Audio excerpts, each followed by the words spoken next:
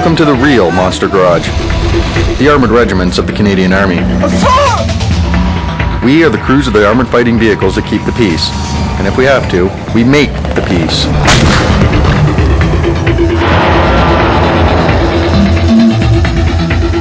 I'm Corporal Wayne Timperley. I'm from Sarnia, Ontario. I'm a member of A Squadron, Royal Canadian Dragoons, based at CFB Petawawa, Ontario, member of 2 Canadian Mechanized Brigade Groups.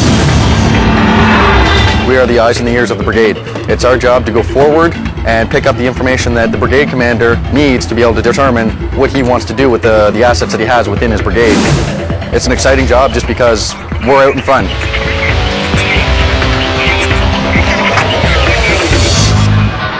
After I finished high school, I really had no clue what I wanted to do. My parents were pushing me to education, so I decided to join the reserves and do the education and try the military out at the same time to see if it was something I was interested in.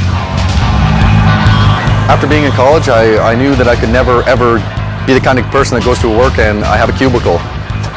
The reserves showed me it's like there's another way out there, and it's exciting, it's adventurous, it's fun. There's so many different things you can do. It's not a boring job. Until now, the highlight of my military career was being deployed to Afghanistan.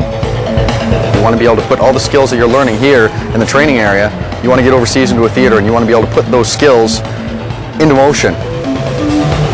With the arrival of NATO forces in Afghanistan, the people are coming and telling us to our faces, we're happy you're here, you're doing good things for us. And we are doing good things for them. We're putting in water wells. It's not just all military stuff that we're doing over there. We're doing a lot of humanitarian aid over there. You want to be able to go over there and you want to be able to see that you yourself being there, you were part of something that made a bad situation change for the better. There are 2 types of armored vehicles that we use in the Canadian Armored Regiments. The 8-wheel Coyote reconnaissance vehicle and the Leopard C2 main battle tank. The reconnaissance crews are the first soldiers to contact the enemy. We're specially trained to gather information on the terrain and the enemy forces we find there. It is a game of cat and mouse. We go out, we'll set the gear up, and hopefully we can do it undetected. One way or another, we will get the information, whether it's without the vehicle, pair of binos, a map, and a little radio. We'll go out and get the information. This is my ride, the Coyote. 15 tons of solid steel tricked out with some of the latest in laser rangefinders, thermal gun sights, radar tracking, and GPS. Once the reconnaissance crews find the enemy, then the tankers get to destroy them. There's nothing more impressive than a squadron of Leopard battle tanks on the move across country, firing up hard targets. I'm a gunner, and every opportunity that you get to shoot, that's the fun part right there, is being out on the range and busting some caps on these things. What happens if you decide to join us? Well, I'll tell you exactly how it went for me. After basic training in Saint Jean, Quebec, I was sent to the Combat Training Center in Gagetown, New Brunswick for my trade-specific training. They taught us how to operate and maintain a Coyote, how to identify Canadian and foreign military vehicles, aircraft, and equipment, how to work as a team in the field under fire. After 10 weeks, we were ready to be posted to an armored regiment and get into the action. I was assigned to the Royal Canadian Dragoons based in CFB Petawawa, Ontario. There are 2 other regular force armored units you might be interested in. The Lord Strathcona's Horse in Alberta, and the 12e Régiment Blindé du Canada, a francophone unit based in Quebec. Or if a part-time job is what you're looking for, there are 17 reserve armored units across Canada. Now, let me tell you more about the trade itself. When a soldier first comes into the regiment, they're going to be employed as a driver, almost guaranteed. And basically, what you're going to learn is you're going to learn everything about this vehicle's mechanics. You're going to learn how to take care of the vehicle, and the best part, you're going to get to drive it. And they're a lot of fun to drive. They can really move. For a 15-ton vehicle, these things will get up over 100 kilometers an hour.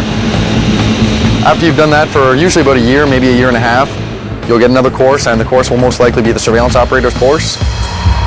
That's everything that you need to be able to sneak up and get all the information that we want to be able to pass on to brigade.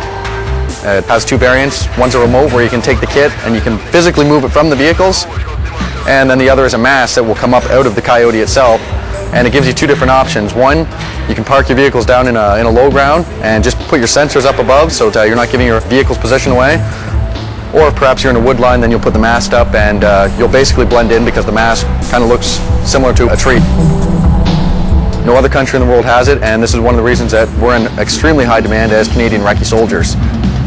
After you've done a surveillance operator stint for usually about a year, then you'll probably be moved into a gunner's hole. This is where I'm situated now. I'm the gunner of a call sign here, and that's basically the fun, sexy part. You're going to learn how to shoot this thing, and it's a lot of fun to shoot. You've got a 25mm main barrel, you've got a 7.62 coaxial machine gun, and a 7.62 anti-aircraft gun up on the top of the turret. You're going to learn how to take care of that gun. You're going to learn how to take it apart. You're going to learn how to put it back together. You're going to learn how to maintain the gun, and best of all, you're going to learn how to fire that thing.